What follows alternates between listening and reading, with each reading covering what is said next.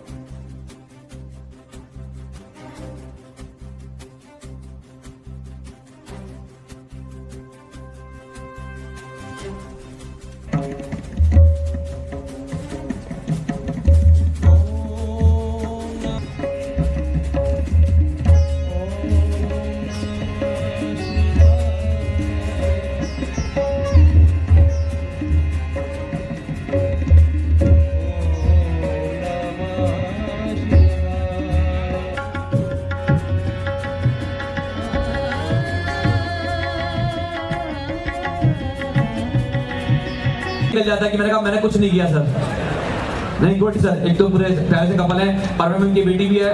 Ma'am कितने बच्चे sir? 16 साल 2 सर। मोशन में आपने बहुत कम टाइम दिया, देख पा रहा हूं मैं। फिर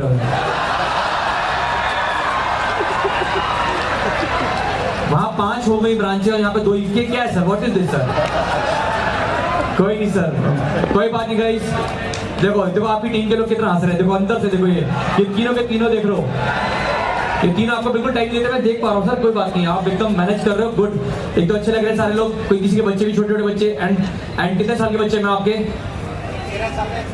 13 साल 10 साल का। मैं बता रहा हूँ सर, अच्छा कर लिया है। आज का जो बच्चे पैदा हो रहे हैं बच्चे में लाउड चलिए सर। नो दोस्तों, आप अच्छा कर रहे हो। आप जो बच्चे हो रहे हैं आप लोग अच्छे कर रहे हो, जो 15 साल से ऊपर हो। चौहान है और मैं दिल्ली से हूँ और मुझे स्टैंड अप करते हुए लगभग 10 साल हो गए हैं।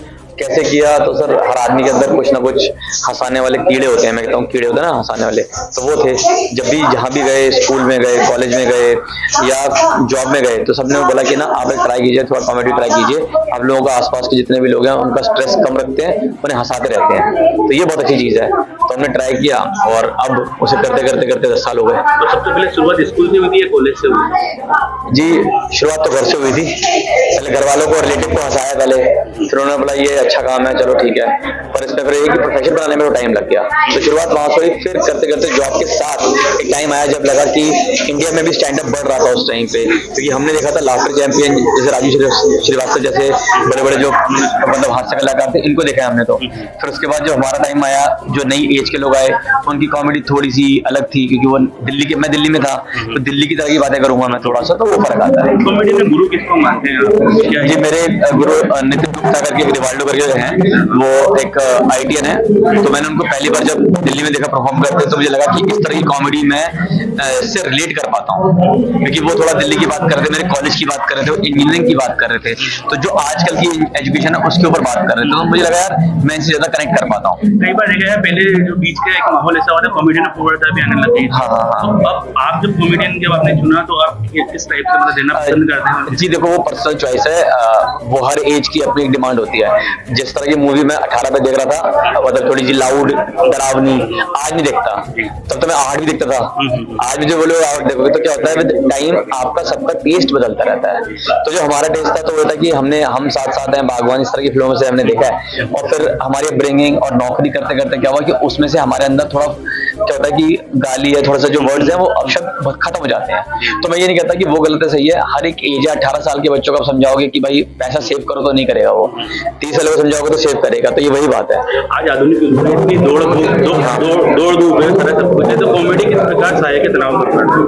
सर, आजकल 5 मिनट भी अपने आप को नहीं दे पा रहा। क्यों? क्योंकि उसको लगता है कि मोबाइल चार्जिंग पे लगा है तो पता नहीं मोबाइल पे कितने मैसेज आ गए होंगे, कितनी कॉल आ गई होंगी, चाहे कोई एक भी ना आए। पर होता है कि ये स्ट्रेस ही तो अपने आप ही बनाया ना, ये तो स्ट्रेस बने नहीं थे, ये तो हमने बना लिए। स्ट्रेस तो होता है कि भाई घर में किसी, हम निकल गए घर से, मोबाइल नहीं है, किसी से बात ना हो पाएगा, घर में कुछ हो जाए पीछे मेरे को क्या होगा।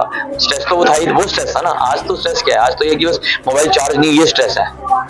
और 2 मोबाइल है, एक मोबाइल जेब में, एक कहीं और निकल गया तो कहाँ है, वो स्ट्रेस है। तो ये स्ट्रेस नहीं है, हमने खुद क्रिएट की है। अगर आप खुद के साथ टाइम समय आप रहोगे तो मुझे लगता है कि खुश रहोगे आप। शैक्षणिक नगरी है कोटा, क्या संदेश आप देना चाहेंगे? कुछ कोचिंग मैं कह रहा हूँ बच्चे पढ़ते रहे और अच्छे निकले। मैं कह रहा हूँ इतने इंटेलिजेंट बच्चे यहाँ पे आते हैं और फिर जो उन्होंने अपना ड्रीम, मतलब होता है ना सपने पूरे करने की नगरी, हम मुंबई को कहते हैं। मैं तो कह रहा हूँ कोटा का भी कह दो आप कि बच्चों के सपने पूरे करने की जो नगरी है वो कोटा ही है। अच्छा, आपने कोटा को घुमा है या देखा? मैं 2-3 बार पहले भी आया हूँ। कोटा बहुत ही प्यारी जगह है, एक शांत शहर है, एजुकेशन थोड़ा हर जगह दिखता है आपको। हर रोड पे, हमारे दिल्ली में रहता हूँ तो वहाँ पे नेताओं के फोटो लगे होते हैं, यहाँ बच्चों के फोटो लगे होते हैं, तो ये तो फर्क है। कितने समय बाद आए हो, क्या बदलाव दिख रहा है? मैं ऑलमोस्ट 6 महीने पहले आया था, उससे पहले भी मैं 1 साल पहले आ चुका हूँ यहाँ पे। तो मुझे समझ में आता है कि वो मतलब पूरा शहर एजुकेशन हब हो गया ना। बच्चा भी जो रोड पे बैठा है वो भी पढ़ाई कर रहा है, हर जगह एक पढ़ाई का माहौल है। तो मुझे लगता है कि वो कल्चर हर जगह नहीं मिलता है, इसीलिए कोटा को चुना गया।